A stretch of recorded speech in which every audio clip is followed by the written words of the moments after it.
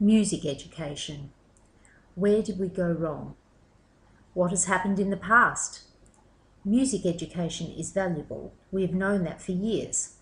Kadai told us. Orff told us. And scientists are giving us concrete evidence to support what music educators have known anecdotally for decades.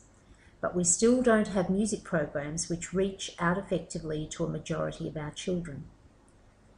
What have we tried in the past? After all, we don't want to invest money in programs that have already proven to be ineffective.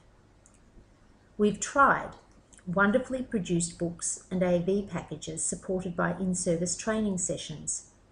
The most musical staff member is chosen or volunteers to attend.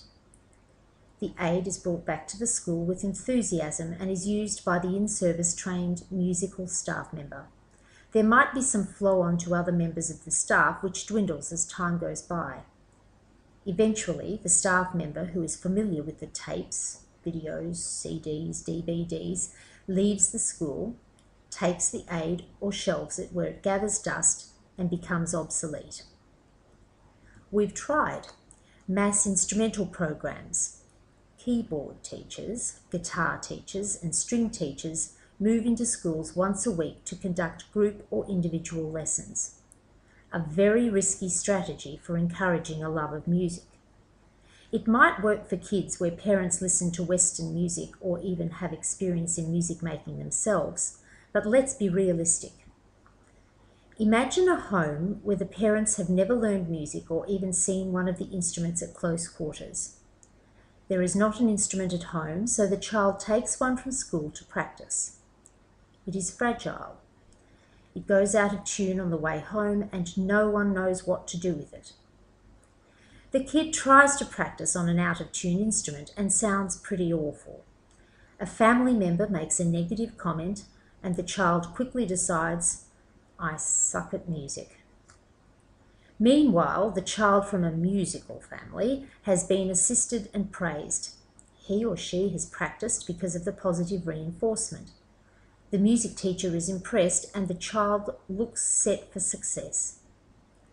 In the same class, the child who sucks at music is feeling pretty bad about the whole thing. The teacher tries not to be discouraging, but the two different students are timetabled together for a year and the ensemble ends up sounding like a mess. The musical child decides to leave the school program and learn privately, and the so-called unmusical child quits music for life. We've tried special music schools. Streaming talented children is a great idea.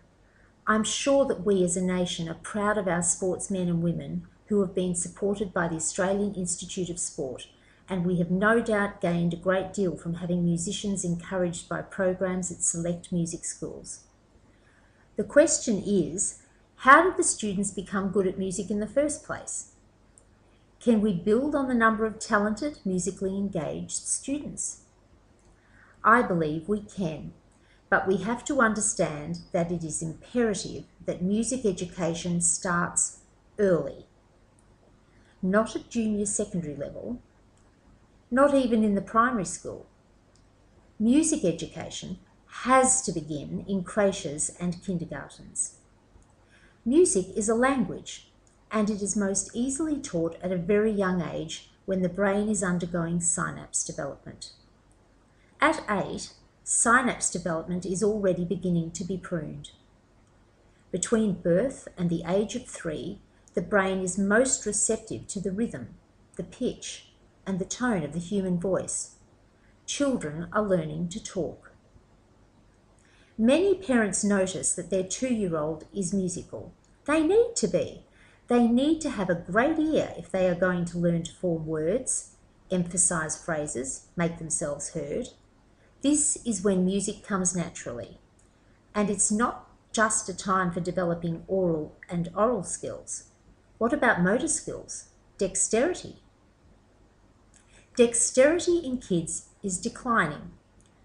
What's the difference between an iPad and a pair of lace-up shoes? Answer: the shoes are harder to use. Kids' toys used to involve manipulation of small parts. Dolls were dressed with buttons and clips, not Velcro. Construction kits often had small parts. Now, high reward is provided by electronic toys that require less complex intervention. When children dress themselves, clothes don't have buttons, press studs and zips. They simply pull on.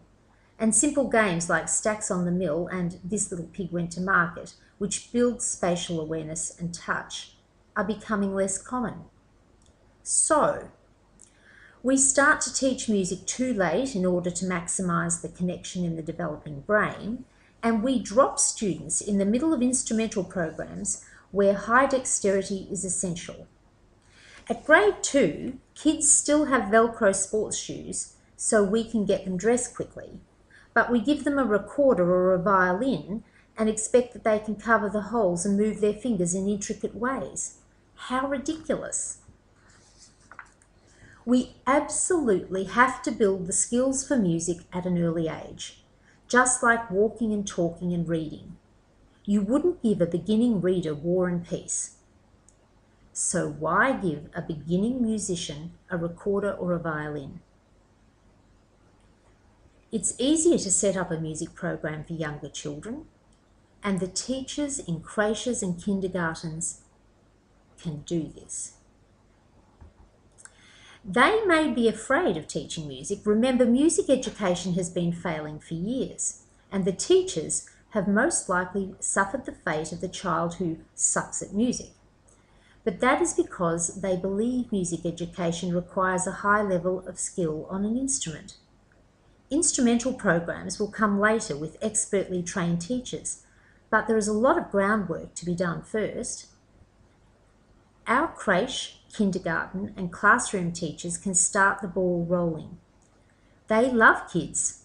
They know their students, their strengths, their values, their cultural background, and the parents.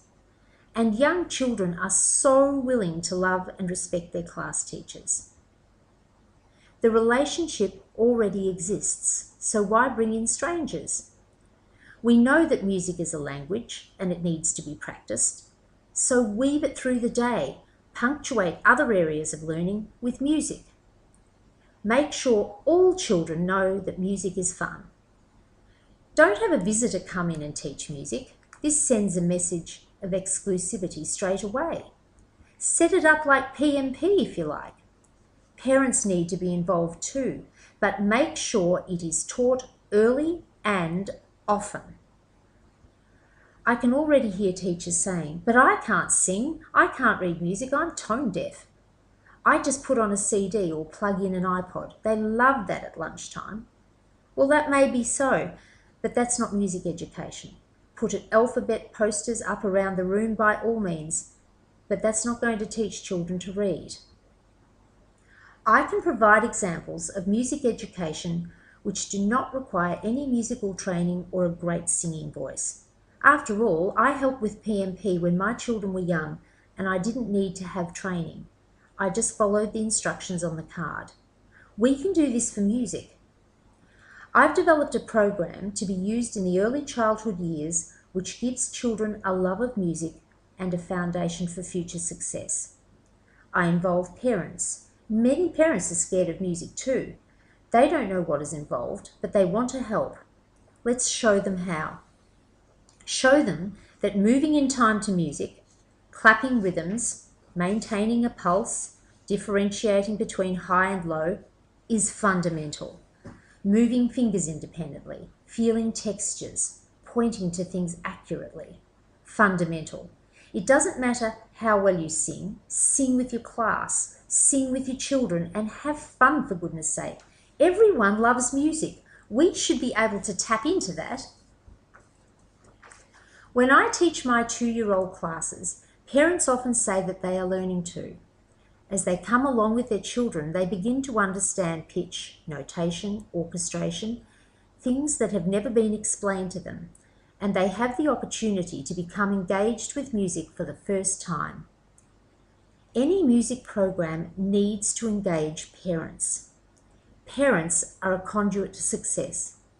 Education doesn't just happen at school. In fact, the wonderful thing about music is that it sets a pattern of learning which flows between the classroom and the home.